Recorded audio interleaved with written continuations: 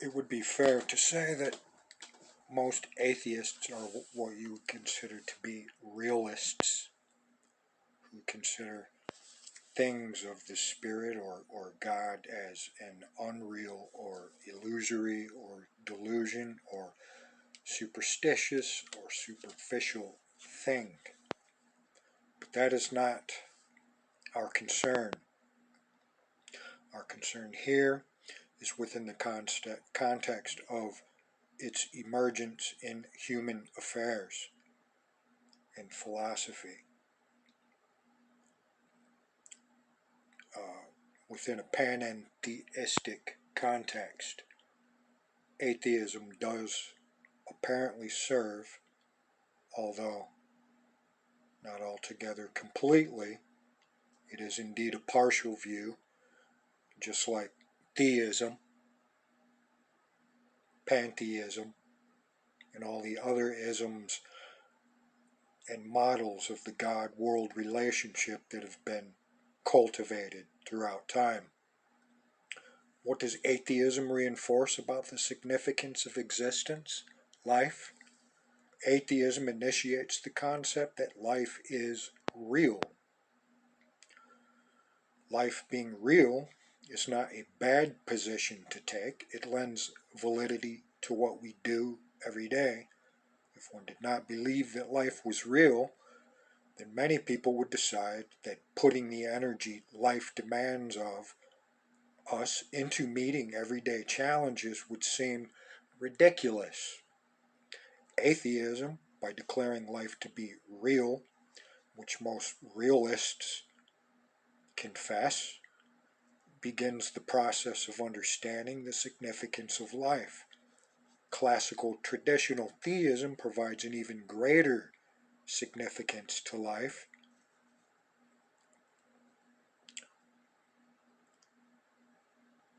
For under the classical traditional theism of Judaism, Christianity, Islam, etc., life goes beyond this world and into eternity. To the atheist, this is an abstract and unacceptable philosophy. But under Western religions of Judaism, Christianity, and Islam, the causative force, God, transcends the universe. In other words, the universe is not inside the causative force. The end result of the size of the causative force is to expand your responsibility in life over the responsibility atheism places upon you.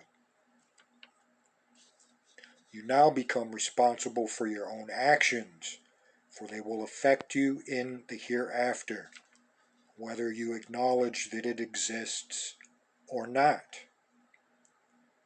That is a wager you must accept.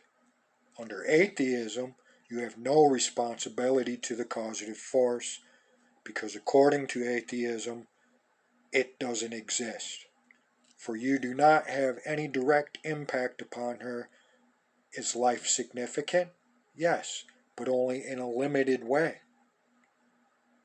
Atheism differs from panentheism regarding responsibility.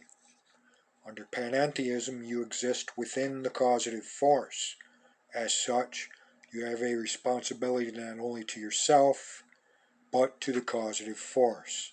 In a sense, atheism is a very selfish, egocentric philosophy, and very partial in its reach. By being within the causative force, you impact the causative force as well as yourself through your behavior. This form of existence, panentheism, places the highest form of significance upon life, all life. In addition, panentheism places the highest form of responsibility upon existence, life. Understanding this concept would force us as individuals and as a species into protecting life and journeys through life as the ultimate responsibility. Under the concept of panentheism, life becomes so significant that it actually impacts upon the causative force herself. similar to that of process theism. The value of a life, the value of existence, reaches a new height of significance which translates into new behavior patterns directed at the individual. All this is generated from the debate over the size of the causative force, from nothing to all. Beginning with the idea of no size at all, or non-existence of the causative force, i.e. atheism, behavior in life tends to rise to the level of its responsibility. In many ways, atheists are not acknowledging their full responsibility to their fellow man. They have yet to learn beyond what they think they know. What does atheism help us understand what life is? Life is real. Life is something that begins and ends. Life being real is not an insignificant idea. It has marvelous implications, however by itself has limitations. Life existing for a few days or 100 years is insignificant in terms of the lifespan we believe the universe has existed. In terms of the total picture of what has happened throughout time, an atheistic approach provides hope, but it also generates much despair and pessimism.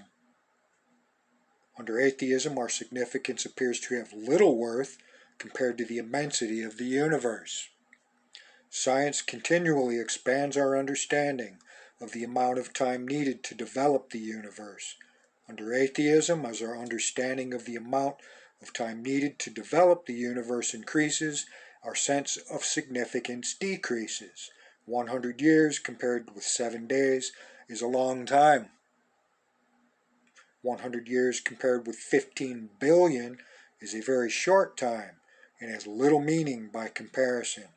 Now science is considering the idea that it is possible that the universe may eventually implode upon itself. Significance, hope, now seems to lose all of its meaning under atheism. But atheism has its function, apparently. The starting point atheism generates in terms of the size of a causative force is crucial. Every perception has to have a starting point. The starting point provides a frame of reference for debate. A starting point provides a point of reference for a journey outward from the initial idea. Our behavior towards each other appears to be directly related to the concept we hold regarding our significance. This appears to be directly related to the concept we hold regarding our relationship to God. And this appears to be directly related to the concept we hold regarding the size of the causative force. All of this has to have an origination point, and it is the atheist that maintains this point of origin. We begin to acknowledge the significant role the atheist performs for the rest of us. Although I would suggest growing beyond what you know or think you know as an atheist, scientist, philosopher, or otherwise, to go conceptually beyond that starting point would lead eventually to, yes, panentheism.